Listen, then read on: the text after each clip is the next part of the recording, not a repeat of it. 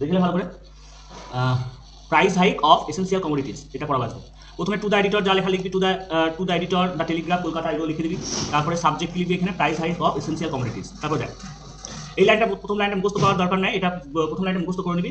ওটা যেমন ছিল তেমন, যেমন স্যার, এটা বাংলাতে আমি লিখেছি দেখ, আমি অতিশয় কৃতজ্ঞ থাকবো যদি আপনি আপনার শ্রদ্ধেয় পত্রিকার কলামের মাধ্যমে প্রয়োজনীয় জিনিসপত্রগুলির উপর আমার গভীর উদ্বেগকে প্রচার করা অনুমতি দেন। ঠিক আছে, তাহলে দেখ এখানে কি লিখবি, আমি অতিশয় কৃতজ্ঞ থাকবো, কি বলবি, I shall highly be obliged. আমি একবার ডাইরেক্ট করে দিচ্ছি দেখ, আমি অতিশয় কৃতজ্ঞ থাকবো, I shall highly be obliged, যদি তুমি আমাকে অনুমতি দাও, if you kindly allow me. ঠিক আছে, প্রচার করতে টু ভেন্টিলেট বা এক্সপ্রেসও বলতে পারিস। ঠিক আছে, তারপর দেখ আপনার শ্রদ্ধেয় কলামের মাধ্যমে কি বলবো, through the columns of your esteem daily. আপনার শ্রদ্ধেয় কলামের মাধ্যমে কি বলবো, through the columns of your esteem daily. আমার গভীর উদ্বেগকে, মাই গ্রেভ কনসার্ন, আমার গভীর উদ্বেগকে কি বলবি, মাই গ্রেভ কনসার্ন। হ্যাঁ, তারপর দেখ এবার এটা বলবি, over the high price of essential commodities. এইটা কিন্তু মুখস্থ করতে হবে না, এটা দেখে দেখে বললেই হবে। হ্যাঁ, এই over the high price of essential commodities, এটা কিন্তু প্রশ্নের মধ্যে আছে, দেখে দেখে বলবি। দেখ এটা প্রশ্নের মধ্যে আছে, প্রশ্নটা যদিও লেখা নাই, এই যে এটা প্রশ্নের মধ্যে থাকবে, এটা দেখে দেখে বলে দিবি। ঠিক আছে, তারপর দেখ এবার প্যারাটা চেঞ্জ করে নিলি, প্যারাটা চেঞ্জ করে নিয়ে এবার যদি বলিনি প্যারা চেঞ্জ করতে, দেখ এখানে এখানে অ্যাকচুয়ালি প্যারাটা চেঞ্জ করে ফেলবি। ঠিক আছে, এখানে অ্যাকচুয়ালি প্যারাটা চেঞ্জ করে ফেলবি। দেখ 2 নম্বর নিত্য প্রয়োজন জিনিস পণ্যের দাম দিন দিন বাড়ছে। তার নিত্য প্রয়োজন জিনিসপত্রের দাম, the price of essential commodities, নিত্য প্রয়োজন জিনিসপত্রের দাম দিন দিন বাড়ছে, আর ইনক্রিজিং, হ্যাঁ বেড়ে চলেছে দিন দিন, ডে বাই ডে। হ্যাঁ, উচ্চ হারে কি বলবি, ইন গ্যালোপিং স্পিড। ঠিক আছে, উচ্চ হারে হচ্ছে ইন গ্যালোপিং স্পিড। এটা আমাদের জন্য অসহনীয়, এটা আমাদের জন্য অসহনীয়। তাহলে এটা অসহনীয় কি বলবো, ইট ইজ আনবিয়ারেবল। এটা অসহনীয়, ইট ইজ আনবিয়ারেবল, আমাদের জন্য ফরাস, আমাদের জন্য কি বলবো, ফরাস। ঠিক আছে, তারপর দেখ চাল বিক্রি হয় প্রতি কিলো 45 টাকায়, আলু বিক্রি হয় প্রতি কিলো 25 টাকায়, সরষা তেল বিক্রি হয় প্রতি লিটার 200 টাকায় ইত্যাদি, এগুলো 80 টাকা বিক্রি হয়। তাহলে চাল বিক্রি হয় কি বলবি, রাইস সেলস, চাল বিক্রি হয় রাইস সেলস 45 টাকায় পার কিলো, প্রতি কিলো 45 টাকায়, তাহলে বলবো 1 রুপিস 54 পার কিলো, প্রতি কিলো 45 টাকায় 1 রুপিস 54 পার কিলো। ঠিক আছে, তারপর দেখ আলু বিক্রি হয়, আলু পটাটো সেলস, মানে আলু বিক্রি হয় পটাটো সেলস প্রতি কিলো 25 টাকায়, তাহলে বলবো 1 রুপি 25 পার কিলো। ঠিক আছে, প্রতি কিলো 25 টাকায় কি বলবো, 1 রুপি 25 পার কিলো। সরষা তেল বিক্রি হয়, আচ্ছা সরষা তেল এখানে বানানটা ভুল আছে নাকি দেখি, মাস্টার্ড অয়েল। ঠিক আছে, দেখ তো এখানে বানান ঠিক করা আছে নাকি, তাহলে মাস্টার্ড অয়েল অর্থাৎ সরিষা তেল কি বলবি, মাস্টার্ড অয়েল। ঠিক আছে, সরিষা এখানে এমটা দেখবি এন লেখা আছে, এটা ঠিক করে দিবি। ঠিক আছে, তাহলে মাস্টার্ড অয়েল, সরিষা তেল বিক্রি হয় কি বলবি, মাস্টার্ড অয়েল সেলস 200 টাকা প্রতি লিটারে, তাহলে বলবি অ্যাট 200 রুপিস বা রুপিস 200 এ লিটার, মানে এ লিটার মানে পার লিটার। ঠিক আছে, এ লিটার মানে পার লিটার। ঠিক আছে, এক্সেট্রা, এগুলো লাইনগুলো সহজ, দেখে দেখে বলে দিবি, কোনো সমস্যা নেই। তারপর দেখ ওষুধের দাম বেশি হয়েছে, ওষুধের দাম খুব বেশি হয়েছে, ওষুধের দাম খুব বেশি হয়েছে কি, তাহলে ওষুধের দাম কি বলবো, দ্য প্রাইস অফ মেডিসিন, ওষুধের দাম কি বলবো, দ্য প্রাইস অফ মেডিসিন খুব বেশি হয়েছে, হ্যাজ বিকাম ভেরি হাই, খুব বেশি হয়েছে, হ্যাজ বিকাম ভেরি হাই। ফলে রুগীরা ওষুধ কিনতে পারছে না, ফলে কি বলবো, অ্যাজ এ রেজাল্ট, ফলে হচ্ছে অ্যাজ এ রেজাল্ট রুগীরা দ্য পেশেন্ট কিনতে পারছে না, ক্যান নট বাই ওষুধ the medicine, can not buy the medicine. ঠিক আছে, ওষুধ কিনতে পারছে না, can not buy the medicine. তারপর দেখ প্রতি মাসে পেট্রোল ডিজেল এলপিজি গ্যাসের দাম বাড়ছে, তাহলে পেট্রোল ডিজেল এগুলোর দাম, পেট্রোলের দাম the price of petrol diesel LPG gas এগুলোর দাম। ঠিক আছে, যে পেট্রোল ডিজেল এলপিজি গ্যাসের দাম কি বলবো, the price of petrol diesel LPG gas বাড়ছে কি বলবো, আর গোয়িং আপ, ফেজাল ভাবে একটা ফেজাল ভাব, এটা সেজন্য বেড়েই চলেছে দেখ, আর গোয়িং আপ বেড়েই চলেছে প্রতি মাসে, ইন এভরি মান্থ, প্রতি মাসে কি বলবো, ইন এভরি মান্থ। তারপর দেখ ফলে গাড়ি ভাড়া খুব বেশি হয়েছে, ফলে কি বলবো, অ্যাজ এ রেজাল্ট, ফলে হচ্ছে অ্যাজ এ রেজাল্ট গাড়ি ভাড়া ভেহিকল ফেয়ার্স, গাড়ি ভাড়া ভেহিকলস ফেয়ার খুব বেশি হয়েছে, বিকামস টু হাই, খুব বেশি হয়েছে কি বলবো, বিকামস টু হাই। তারপর দেখ শাকসবজি ভোজ্য তেল কাপড় এবং অন্যান্য প্রয়োজনীয় পণ্যগুলোর দামও বাড়ছে, তাহলে শাকসবজির দাম কি বলবো, দ্য প্রাইসেস অফ ভেজিটেবলস, শাকসবজির দাম দ্য প্রাইসেস অফ ভেজিটেবল।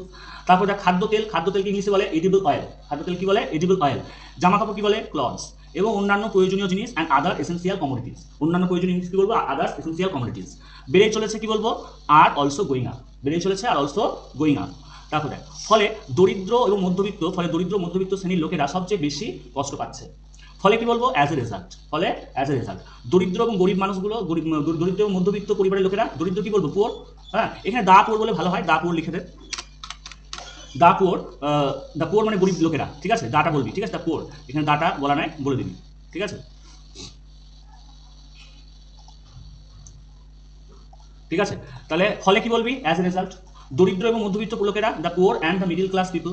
হ্যাঁ, দরিদ্র এবং মধ্যবিত্ত পরিবারের লোকেরা, the poor and middle class people সব থেকে বেশি কষ্ট পাচ্ছে কি বলবো, সাফার দ্য মোস্ট, সব থেকে বেশি কষ্ট পাচ্ছে, সাফার দ্য মোস্ট। তারপর দেখ তাদের জীবিকা নির্বাহের জন্য তারা চুরি ছিনতাইয়ের মতো অসামাজিক কার্যকলাপে জড়িয়ে পড়ছে। যখনই দেখবি মানুষের ইনকাম কমে যাচ্ছে, মানুষের মানে এই ধরনের অসুবিধা হচ্ছে, তখন দেখবি চুরি ছিনতাই ডাকাতিগুলো বেড়ে যায়। ঠিক আছে, যদিও আজকের দিনে ওইভাবে চুরি ছিনতাই ডাকাতি কম হয়, তবুও মাঝে মাঝে রাত্রিবেলায় হয়তো বাড়িতে কেউ না থাকলে চুরি হয়ে যাচ্ছে। তো এগুলো বেড়ে যাচ্ছে, কারণ অভাব মানুষকে এরকম চোরে পরিণত করে। তো এই বেশি হয়ে যাচ্ছে এগুলো। দেখিস এখন একটা ট্রেন্ডিং উঠেছে কি, দিনের বেলাতেও বাড়ি থেকে করছে দিয়ে যা সেটা নিয়ে পালিয়ে যাচ্ছে। হ্যাঁ, মানে এমনি সাধারণ মানুষের মতো গিয়ে ঢুকে নিয়ে চলে আসছে, কোনো ভাঙাভাঙি কোনো সিন নেই, ভিক্ষা করার মতো বা যাওয়ার মতো ঢুকছে দিয়ে নিয়ে চলে যাচ্ছে। এই কদিন আগে আমার মামার বাড়িতে এরকম চুরি হয়ে গেছে। দুপুরবেলায় কেউ নিচে ছিল না, এমনি 2-4টে লোক এলো, এসে টাকার ব্যাগ নিয়ে পালিয়ে গেছে। প্রায় 20,000 টাকার মতো ছিল, নিয়ে চলে যাচ্ছে। এরকম হুট করে ঘর ঢুকে পড়ছে দিয়ে যা পাচ্ছে সামনে নিয়ে চলে যাচ্ছে। এরকম টাইপের চুরি হচ্ছে। তাহলে দেখ, তাদের জীবিকা অর্জন করতে কি বলবো, টু আর্ন দেয়ার লাইভলিহুড। তাদের জীবিকা অর্জন করতে কি বলবি, টু আর্ন দেয়ার লাইভলিহুড। তারা জড়িত হয়ে পড়ছে, দে আর গেটিং ইনভলভড। তারা জড়িত হয়ে পড়ছে, দে আর গেটিং ইনভলভড। অসামাজিক কার্যকলাপে কি বলবো, অসামাজিক কার্যকলাপ হচ্ছে ইনটু অ্যান্টি সোশ্যাল অ্যাক্টিভিটিস। অসামাজিক কার্যকলাপ কি বলবো, ইনটু অ্যান্টি সোশ্যাল অ্যাক্টিভিটিস। যেমন চুরি কি বলবো, স্টিলিং, এবং ডাকাতি অ্যান্ড রবিং। ঠিক আছে, এইটার মধ্যে তারা জড়িয়ে পড়ছে। তারপর দেখ, আমার মতে কালোবাজারিরা এবং অসাধু ব্যবসায়ীরা এই অবস্থার জন্য দায়ী। তাহলে আমার মতে কি বলবো, ইন মাই অপিনিয়ন, আমার মতে, ঠিক আছে, আমার মতে কি বলবো, ইন মাই অপিনিয়ন, কালোবাজারিরা কি বলবো, দ্য ব্ল্যাক মার্কেটিয়ার্স এবং অসৎ ব্যবসায়ীরা অ্যান্ড ডিসঅনেস্ট বিজনেসম্যান। অসৎ ব্যবসায়ী কি বলবো, ডিসঅনেস্ট বিজনেসম্যান, দায়ী কি বলবো, আর রেসপন্সিবল। দায়ী কি বলবো, আর রেসপন্সিবল এই অবস্থার জন্য, ফর দিস কন্ডিশন। এই অবস্থার জন্য কি বলবো, ফর দিস কন্ডিশন। তারপর দেখ, অনেক সময় কালোবাজারির ব্যাপারটা কি বলতো, যখন ধর উৎপাদন কম হয় না, ধর কোনো ফসল কম হয়েছে, তখন কালোবাজারিরা কি করে, মার্কেটে যেটুকুই বা ফসল আছে সেটুকু তারা আলুতে মজুত করে দেয়, দিয়ে মার্কেটে ছাড়ে না। ধর বাজারে আলুর ডিমান্ড ধর 100 বস্তা, ধর আলু কম হয়েছে, ওরা সব আলুদাররা কি করেছে, সব আলু ধর মজুত করে দিয়েছে। এবার বাজারে ধর প্রতিদিন 100 বস্তা করে আলু লাগে, মার্কেটে ছাড়তে হয়, কিন্তু ওরা সেই জায়গায় 50 বস্তা 25 বস্তা ছাড়ছে, তার বেশি ছাড়ছে না, আটকে রেখেছে, ছাড়বো না।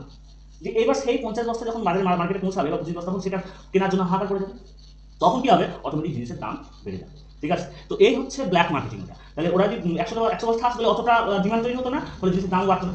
এইটা হচ্ছে ব্ল্যাক মার্কেটিং। তো এই ব্ল্যাক মার্কেটিং কিন্তু অনেক সময় দায়ী এই জিনিসপত্র দাম বেড়ে যাওয়ার জন্য। ঠিক আছে, তারপর দেখ, কম উৎপাদন ও দাম বৃদ্ধির, এটা তো বটে, কম উৎপাদন ও দাম বৃদ্ধি অন্যতম কারণ। জিনিস কম উৎপাদন হয় তখনই ব্ল্যাক মার্কেটিং হবে। আর বেশি যদি উৎপাদন হয়, তাহলে তার চাষিরা কি করতে, অত দিন মজুত করে রাখতে পারবে না, কারণ মজুত যদি অত দিন করে রাখে পরে পচে যাবে, কেননা তাহলে আরও লস হওয়ার চান্স আছে। বেশি কত মজুত করবে, যা মজুত করেও দেখা যাচ্ছে মার্কেটে পড়ে আছে, তাহলে মজুত বেশি করবে তারা। ঠিক আছে, সেক্ষেত্রে তো মজুত করার সমস্ত মালটা ক্যাপচার করা সম্ভব নয়, বলেই তখন কিন্তু কালোবাজারিটা হয় না। তাহলে সেই জন্য উৎপাদন কম হলেও কিন্তু কালোবাজারিটা হয়। তাহলে কম উৎপাদন কি বলবো, লেস প্রোডাকশন। হ্যাঁ, এটার কারণ তাহলে বলবো is also a cause of price মানে প্রাইস রাইজের একটা কারণ। ঠিক আছে, তারপর দেখ, এটা নিয়ন্ত্রণ করার জন্য কোনো শক্তিশালী শক্তি নেই। তাহলে কোনো শক্তিশালী শক্তি নেই কি বলবো, there is no strong force, এটাকে নিয়ন্ত্রণ করার জন্য, টু কন্ট্রোল ইট। ঠিক আছে, তারপর দেখ, আমরা অধীর আগ্রহে সেই দিনের জন্য অপেক্ষা করছি যেদিন এই সমস্যাটা কেটে যাবে। তাহলে আমরা অপেক্ষা করছি কি বলবো, উই ওয়েট ইগারলি, সেই দিনের জন্য, ফর দ্য ডে, যখন এই সমস্যাটা কেটে যাবে কি বলবো, যখন বলবো হোয়েন দিস প্রবলেম কেটে যাবে, উইল বি ওভার। ঠিক আছে, এই অবস্থায় সরকারের উচিত প্রয়োজনীয় পণ্যগুলো উচ্চমানের বিরুদ্ধে দ্রুত এবং গুরুত্বপূর্ণ পদক্ষেপ নেওয়া। এই অবস্থায় সরকারের উচিত প্রয়োজনীয় পণ্যগুলো উচ্চ মূল্যের বিরুদ্ধে একটা দ্রুত এবং গুরুত্বপূর্ণ পদক্ষেপ নেওয়া। এটা হচ্ছে কমন সেন্টেন্স। দেখ, এই অবস্থায় কি বলবি, ইন দিস কন্ডিশন সরকারের নেওয়া উচিত, দ্য গভর্নমেন্ট শুড টেক, একটা দ্রুত এবং গুরুত্বপূর্ণ পদক্ষেপে প্রম্পট অ্যান্ড সিরিয়াস অ্যাকশন। হ্যাঁ, উচ্চ হারের, এবার এটা দেখে বলে দিবি against the price hikes of essential commodities. অন্যথায় ফলাফলটা কে জানে, অন্যথায় কি বলবো, আদারওয়াইজ ফলাফলটা কে জানে, হু নোজ দ্য রেজাল্ট। ঠিক আছে, তারপরে দেখ, যেটা বাকিটা থ্যাংক ইউ বলে যেটা বলে দিবি, কোনো সমস্যা নেই। ঠিক আছে, এগুলো কেটে গেছে, এটা দেখে লিখে দিবি তাহলে। বুঝতে পেরেছিস ব্যাপারটা কি বললাম? বেশ, আচ্ছা, আজকে এখানে থাক।